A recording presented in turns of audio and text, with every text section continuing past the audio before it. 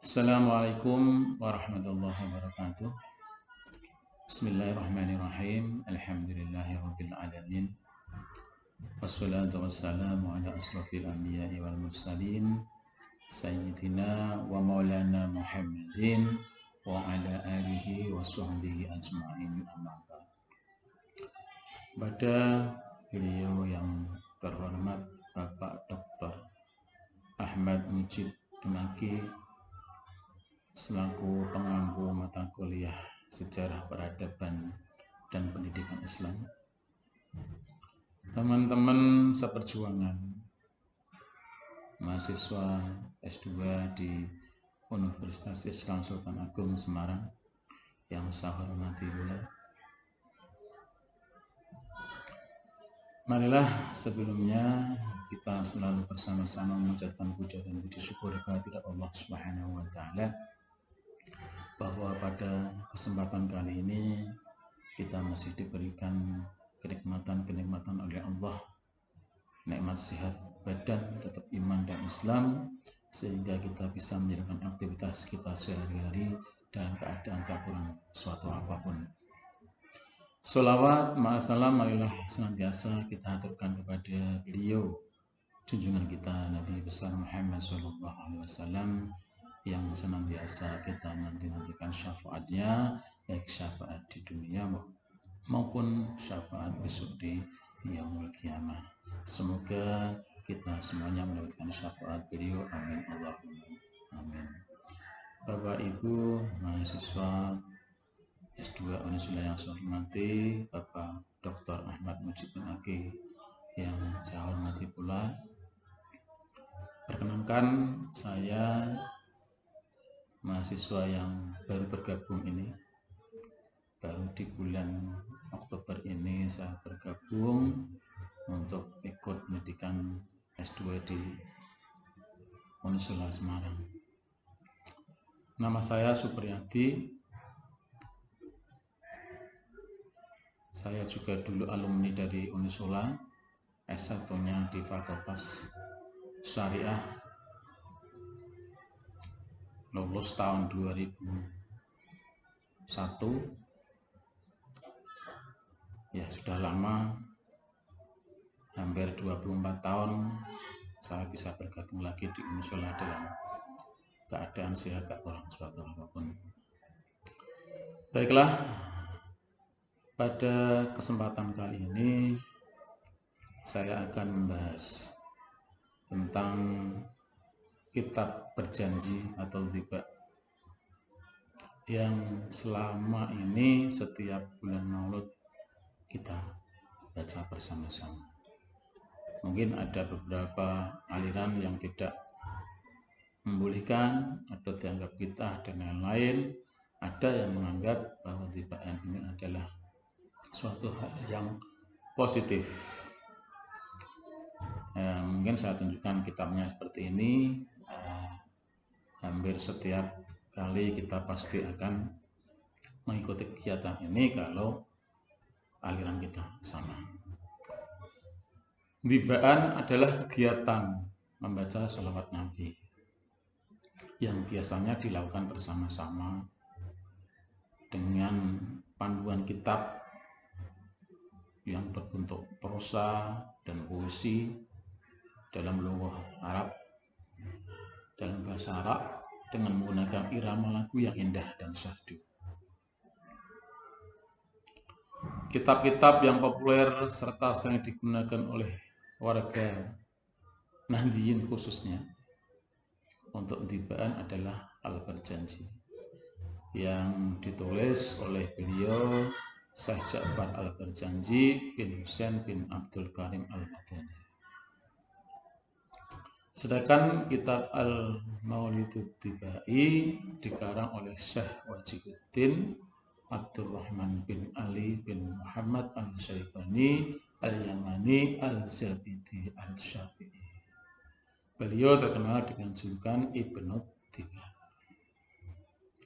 Nah, dalam kitab tersebut berisi puji-pujian kepada Nabi Muhammad SAW, kisah perjalanan beliau, keturunan dan sifat-sifat yang dimiliki oleh beliau, sifat-sifat mulia yang dimiliki oleh beliau. Kata tibaan itu diambil dari nama kitab yang dibaca Al-Tibai. Lantaran kitab tersebut dilakukan secara bersama-sama sehingga lebih akrab terdengar dengan sebutan tibaan. Biasanya kalau bareng-bareng itu bacanya tibaan. Ro'an, nah seperti bersama-sama itu namanya ro'an kalau istilah di pondok dan lain-lain. Kalau di kampung berjanjian itu baca bersama-sama. Tibaan, berjanjian, mauludan. Maulud kalau dibaca bersama-sama itu namanya mauludan. Itu sudah tradisi menjadi tradisi kita sehari-hari. Nah, tibaan itu merupakan salah satu amaliyah yang menjadi kebiasaan putra-putri warga Nahdliyin atau NU yang biasanya dilaksanakan secara rutin setiap malam Jumat, kadang di masjid-masjid, kadang setiap malam Senin di musola-musola atau di rumah-rumah penduduk. Itu yang sudah terjadi selama ini di kampung seperti itu. Tibaan juga sering dilaksanakan di rumah-rumah penduduk yang mungkin mempunyai hajat-hajat dan lain-lain. Nah, pada kesempatan kali ini saya akan menyampaikan beberapa hal, di antaranya penelitian dari Al-Idrus dalam kitab An-Nur As-Safir. Asal usul kitab Maulid Tiba itu dapat ditelusuri dari penelitian Al-Idrus dalam kitab An-Nur As-Safir. Al-Idrus mengungkapkan bahwa beliau melihat dalam tulisan Syekh Abi As-Sa'adat Al-Fiqi Al-Makki ada keterangan bahwa dalam salah satu tulisannya Ibnu Tibak menyatakan bahwa kitab Maulud itu berawal dari cuplikan dari kitab Syekh Shihabuddin Ahmad bin Ali Ibnu Qasim Al-Maliki Al-Bukhari Al-Andalusi Al-Mursi Al-Hami atau yang lebih masyhur dengan Al-Hariri.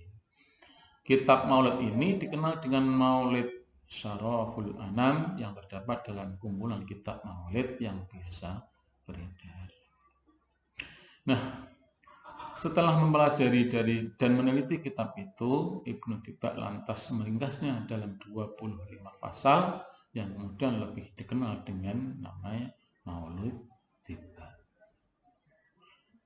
Al-Idrus kemudian memberi komentar bahwa dari keterangan ini bisa disimpulkan akan ketidakbenaran kabar bahwa Maulid Syaraful Anam sebenarnya milik Ibnu Al-Jauzi. Namun Syekh Abdul Hayy Al-Qahtani dalam Taklif Al-Maulidiyah menambahkan bahwa Syekh Muhammad Ibnu Umar Al-Jawi adalah seorang ulama Indonesia asal Banten yang mengarang kitab syarah berjudul Fath As-Samad Al-Alim fi Syarhi Maulid Ibnu Qasim. Dan dalam kitab ini juga disebutkan tentang dua versi mengenai siapa pengarang Maulid Syaraful Anam dan kemudian diringkas oleh Ibnu Tibak. Nah, kerancuan ini kemudian muncul akibat ada dua ulama yang mengarang dua kitab Maulid berbeda, namun hampir mirip, atau salah satunya mengarang dalam bentuk nasr atau prosa, dan salah satunya dalam bentuk syair. Kesimpulan ini dibuktikan dengan adanya beberapa nushah yang berbeda. Ini yang seperti yang terjadi pada Maulid Al-Barjanji. Maulid Tibak itu mempunyai keunggulan akan ringkasnya isi bila dibanding dengan Maulid Al-Barjanji. Dan isinya juga lebih tertuju pada Maulid Nabi dibanding Burdah yang banyak menyisipkan tema selain sejarah Nabi. Maulid Tibak terdiri dari 4 qasidah. 21 nasar atau prosa, dan 2 ayat Al-Quran yang terletak usai qasidah kedua. Sebagian pembaca maulid biasanya menyisipkan 1 qasidah lagi usai prosa. Meskipun maulid tiba cukup masyhur, sayangnya amat sulit ditemukan kitab syarah atau penjelasan akan maulid ini. Berbeda dengan maulid berjanji maupun burdah yang mempunyai cukup banyak syarah. Namun, para pembaca bisa mendapatkan syarah maulid Syaraful Anam yang merupakan cikal bakal maulid tiba dari sebuah kitab yang mempunyai 2 judul. Salah satunya Fat As-Somad Al-Alim fi Syarhi Maulid Ibnu Qasim dan Al-Bulugh Al-Fawzi Libayani Al-Fat Maulid Ibnu Al-Jauzi karangan Syekh Muhammad Ibnu Umar Al-Jawi. Bapak, Ibu, dan beserta Bapak Dr. Ahmad Mujib Amaki yang saya hormati, berbicara mengenai Dibaiyah ini banyak sekali hal-hal yang perlu dibicarakan dan banyak sekali hal yang perlu dibedah dalam kitab ini, karena hanya sebagian besar aliran tertentu yang menggunakan atau memanfaatkan kitab ini untuk dibaca setiap hari. Bahkan di Indonesia sendiri, Dibaiyah adalah merupakan Dibaan itu merupakan sebuah tradisi, kesenian untuk membaca, melantunkan sholawat kepada Nabi Muhammad SAW yang dilakukan oleh masyarakat agama Islam. Pembacaan sholawat dilakukan bersama secara bergantian dan dibaca menggunakan lagu yang indah.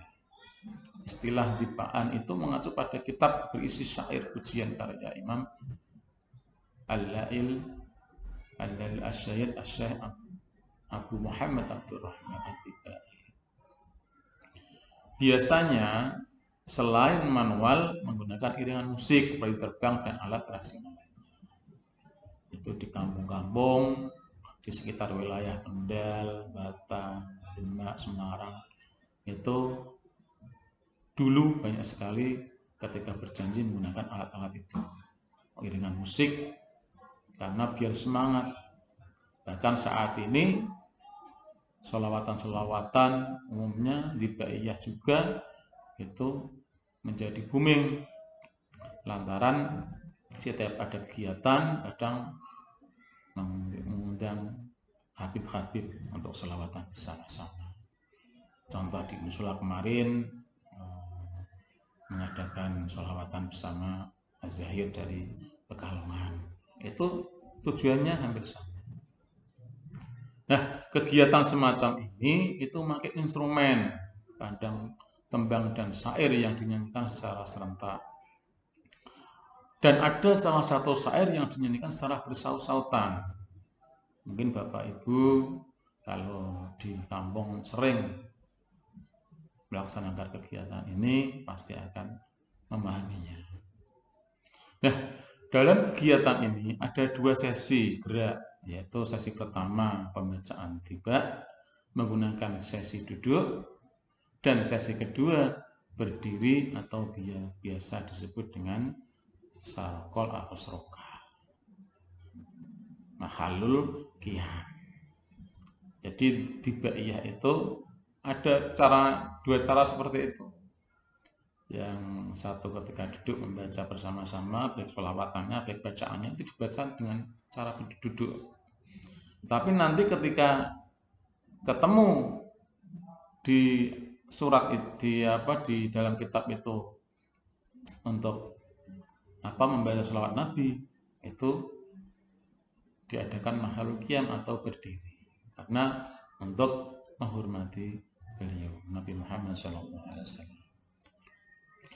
Kesenian dibaan ini merupakan kesenian yang sangat sederhana yang dapat dilakukan dimanapun, karena pembacaan sholawat tiba yang berisikan syair-syair yang bertujuan sebagai sarana dakwah untuk menyebarkan akidah Islam, yang membangkitkan motivasi umat Islam untuk beribadah.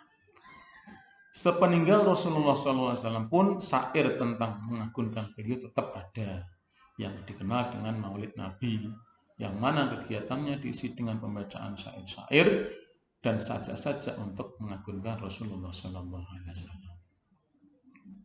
Dan dalam sejarah itu juga dijelaskan bahwa tradisi ini berkembang bertujuan menjalin hubungan yang erat antara Fatimi dan Ahlul Bait.